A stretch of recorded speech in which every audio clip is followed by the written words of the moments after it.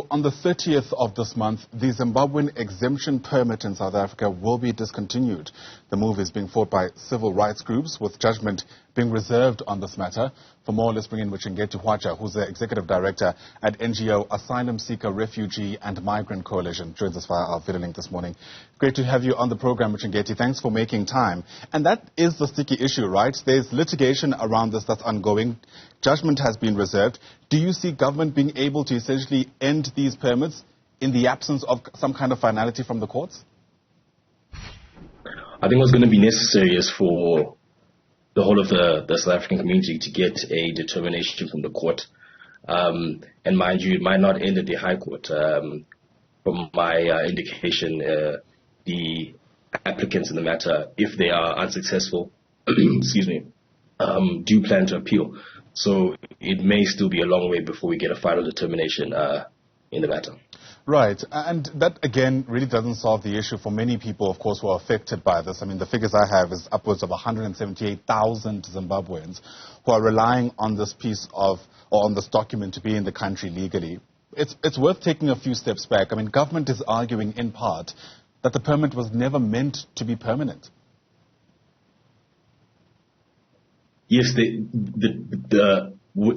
permit was never meant to be the permit was never meant to be permanent, and my understanding is that the minister uses the discretion he has in the Immigration Act to carve out an exemption, taking into consideration the social, economic, and political situation in Zimbabwe.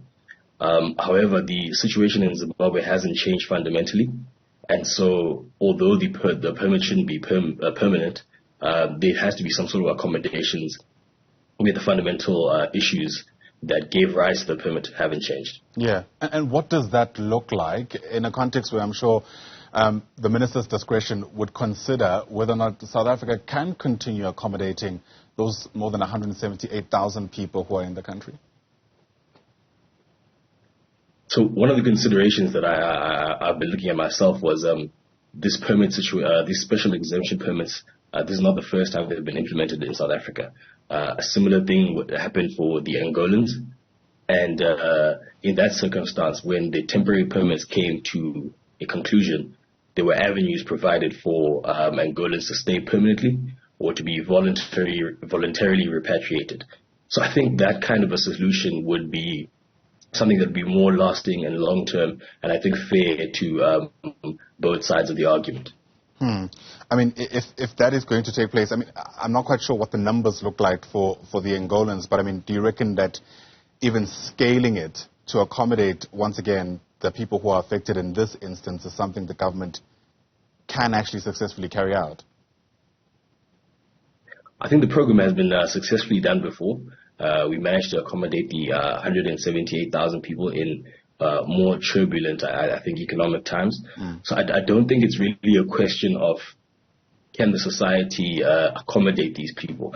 I think it has been, and to take it a step further, I think these people have actually been contributing to our economy in a myriad of ways. You'll know that most of the ZEP permit holders are either working or studying or running businesses. So I think that the question of accommodation doesn't really come to the fore. And if it did, I think the minister would have been able to prove that before the court. My understanding from following the proceedings, they haven't been able to sufficiently prove that. But obviously, we'll wait for a final determination from the court. Right. It almost sounds like the kind of discussion that doesn't necessarily only have to start and end with litigation, you know. Hopefully, there are some kind of diplomatic avenues that could also be explored here. And from my knowledge, none of that has really happened. Do you find that strange? My understanding, there have been some bilateral discussions between Pretoria and Harare that has yielded some sort of accommodations from the Zimbabwean government for potentially returning Zimbabwean permit holders. But I think that also speaks to the issue that Helen Suzman is pursuing in the court, that there wasn't sufficient consultation with the affected persons. And in circumstances where there wasn't such sufficient consultation with affected persons, that would be an affront to the Promotion of Administrative Justice Act. And that is the thrust of the Helen Suzman Foundation's case. before the court. Yeah. Again, all we can do right now is build scenarios, right? So we are running out of time. 30th of June is the cutoff date. And as we already spoke, the court is yet to give some kind of final determination. If the 30th of June arrives and the court still hasn't come out with their final judgment, how do you envision that moment playing itself out? Because those who are obviously against these permits being scrapped are warning, quite frankly, of chaos at that time if we don't have clarity. I think chaos is definitely possible. What may happen is that these 178,000 people, including families, so the number may actually be bigger, essentially become undocumented. And we already have an issue of a large number of migrants being undocumented in the country, and this only exacerbates the problem. We're hoping that the court can come back with a determination before the cutoff date, but there's no telling whether that will happen or not.